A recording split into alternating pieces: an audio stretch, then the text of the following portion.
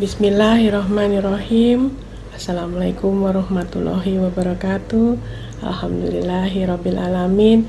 Wassalatu wassalamu ala asrofil anbiya wal mursalin Sayyidina wa maulana Muhammadin wa ala alihi wa sahbihi ajmain. Amma ba'd. Asyhadu alla ilaha illallah wa asyhadu anna Muhammadar Rasulullah.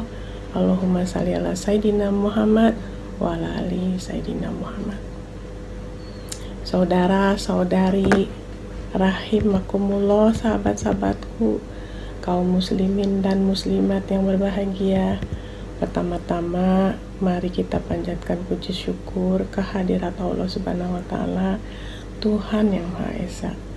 Karena perkenannya lah kita dapat berada dalam keadaan sehat walafiat di tempat kita masing-masing. Salawat dan salam tidak luput kita haturkan kepada junjungan kita Nabi Allah Muhammad SAW yang telah mengantarkan umat manusia dari peradaban yang jahiliyah menuju pada peradaban Islamiyah yang berdasarkan keimanan kepada Allah Subhanahu wa taala. Tak luput pula dalam suasana Ramadan saya ingin mengucapkan selamat berpuasa. Semoga kita semua selalu berada dalam lindungan Allah, selalu dalam keadaan sehat walafiat, hingga dapat menyelesaikan ibadah puasa kita hingga sebulan penuh tanpa rau melintang. Amin. Saudara-saudariku, kaum muslimin dan muslimat, perkenankanlah saya pada kesempatan ini untuk berbagi topik yang bertemakan sifat panjang angan-angan dan pendek angan-angan. Kita hidup memang harus memiliki cita-cita. Untuk cita-cita itu kita berusaha semaksimal mungkin agar bisa memiliki kehidupan yang sejahtera di dunia. Seakan-akan kita akan hidup 1000 tahun lagi. Namun, bukankah Rasulullah dalam salah satu hadisnya juga menyeru untuk kita beribadah dan beramal soleh sebanyak-banyaknya, seakan-akan kita akan meninggalkan dunia ini esok pagi. Pesan Rasulullah ini mencerminkan bahwa manusia harus memiliki jiwa yang seimbang, menatap kehidupan dari visi yang panjang maupun dari visi yang pendek. Dia boleh punya mimpi yang tinggi dan optimistis, berarti dia panjang angan-angan. Tapi optimismenya itu jangan sampai membuat dia lupa akan kewajibannya untuk beribadah sebanyak-banyaknya atas dasar visi jangka pendek. Seperti kita ketahui, misi manusia hidup di dunia ini hanyalah semata-mata untuk beribadah kepada Allah Subhanahu wa taala.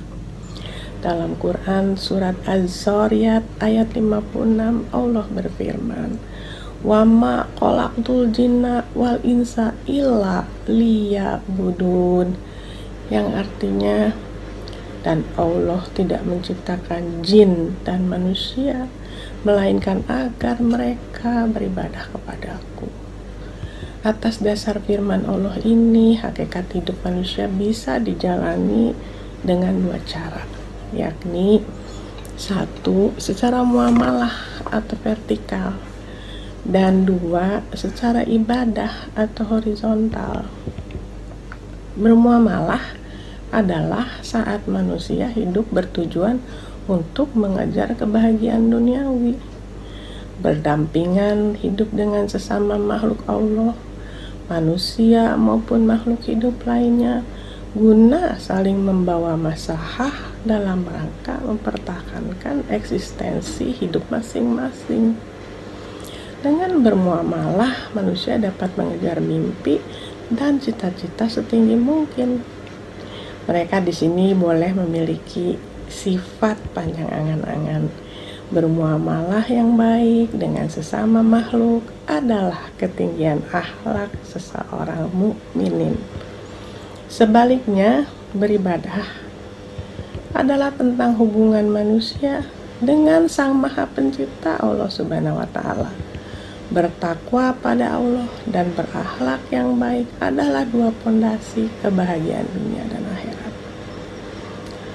Karena takwa kita kepada Allah lah dalam bentuk muamalah yang tertinggi dengan Sang Pencipta. Melalui beribadah, manusia juga dapat mempersiapkan diri jika sewaktu-waktu tidak diberi kesempatan lagi untuk mencapai apa yang diinginkan dalam menggapai mimpinya. Di sini persiapan mentalnya diperlukan. Jika ternyata mimpi-mimpinya itu tidak dapat terlaksana, semua keterbatasan karena dimensi waktu yang diberikan Allah Subhanahu wa Ta'ala untuknya. Sesungguhnya surga adalah tempat kenikmatan di akhirat yang dicita-citakan oleh orang yang beriman. Kedua cara hidup ini harus dijalankan secara seimbang atau balance life, agar manusia dapat hidup berbahagia di dunia maupun di akhirat nanti. Tidak bisa manusia hanya memikirkan muamalah saja tanpa mau beribadah, dan tidak bisa juga kehidupannya jika hanya untuk beribadah tanpa mampu berinteraksi sosial dalam ikhtiar muamalahnya. Berarti di satu sisi dia tetap harus mempunyai ancang-ancang untuk menghadapi umurnya yang mungkin tidak panjang, sehingga agak dipendekkanlah angan-angannya. Tanpa dia harus merasa putus asa, dia mencintai kehidupan untuk mencintai apa-apa yang diamanahkan Allah untuk dia, termasuk amanah waktu, amanah sehat, kekayaan, jabatan, ilmu, bahkan keluarga. Itu pun merupakan amanah Allah yang harus ia syukuri, dijaga, dan dipelihara sebaik-baiknya. Orang tua kita, pasangan, suami istri, anak dan keturunan kita, saudara-saudara kita, sekandung maupun bukan, mereka-merekalah yang harus kita sayangi dan pastinya menyayangi kita. Tentu itulah amanah kita yang paling utama. Mereka ada dalam hidup kita karena bukan suatu kebetulan, tetapi karena memang sudah diamanahkan Allah untuk menjadi bagian dari hidup kita. Jadi, siapa sih yang memiliki panjang angan-angan itu sebenarnya? Apakah orang yang memiliki visi yang jauh ke depan? Orang yang memiliki visi, biasa disebut visioner, ternyata bukan orang-orang yang sekadar punya visi jauh dan sifat panjang angan-angan. Persepsi demikian itu tidak terlalu benar, karena menurut saya orang yang benar-benar visioner sesungguhnya adalah mereka yang juga sekaligus mempunyai sifat pendek angan-angan. Mereka tahu bahwa kematian itu mungkin saja dekat dan tak terduga sifatnya. Mereka sadar usia yang panjang bukan jaminan hidup penuh kebahagiaan jika tidak diisi dengan amal soleh. Karena itu orang yang sebenarnya visioner tersebut pada dasarnya mempunyai dua persiapan mental yang sifatnya prediktif, antisipatif. Pertama, ia prediktif terhadap kehidupannya yang mungkin masih panjang untuk dia isi dengan berbagai ikhtiar dalam mencapai mimpi dan cita-citanya yang tinggi. Dia berjuang terus dan tidak putus asa menghadapi rintangan maupun halangan. Bahkan sedemikian rupa tinggi cita-citanya sampai memikirkan sekaligus masa depan, apa yang akan dipersiapkan bagi anak dan keturunannya.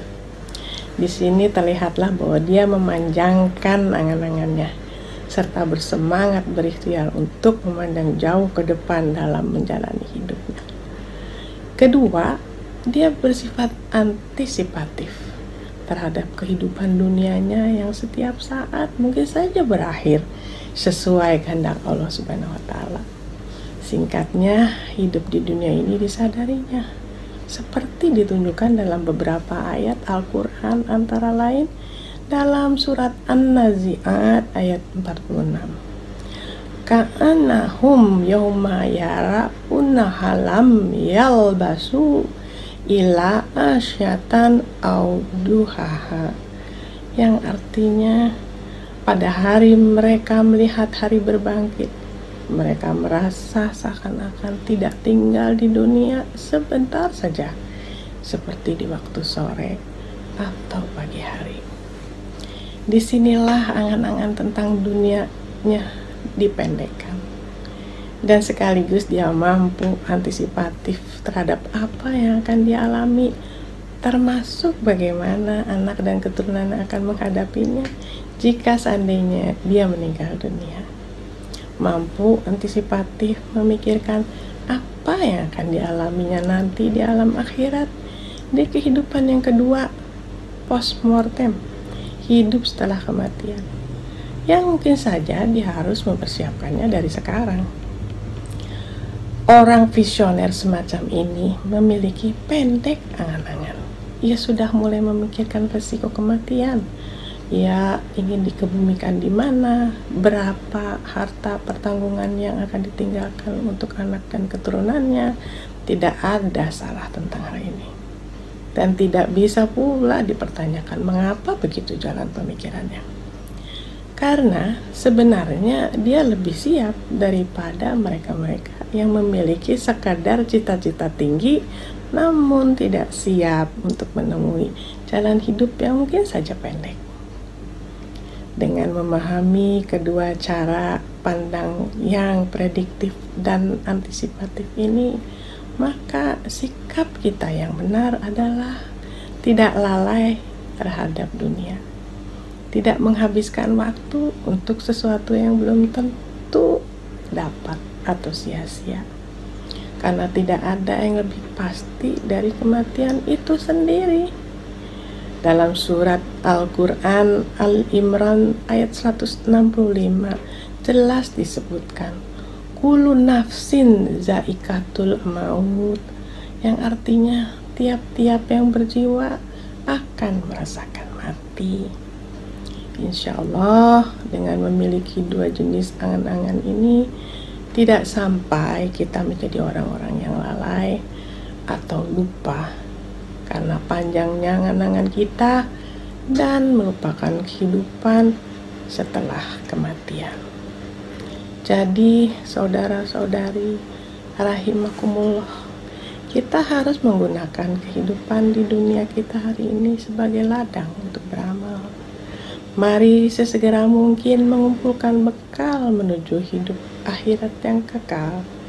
Sekian kita mengumpulkan kesejahteraan hidup kita, begitu pula kita persiapkan kesejahteraan di dunia akhirat.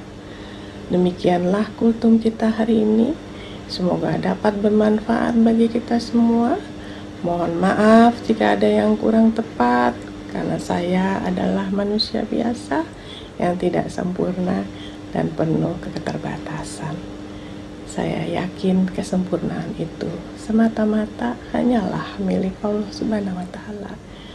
Wabillahi taufik wal hidayah. Wassalamualaikum warahmatullahi wabarakatuh.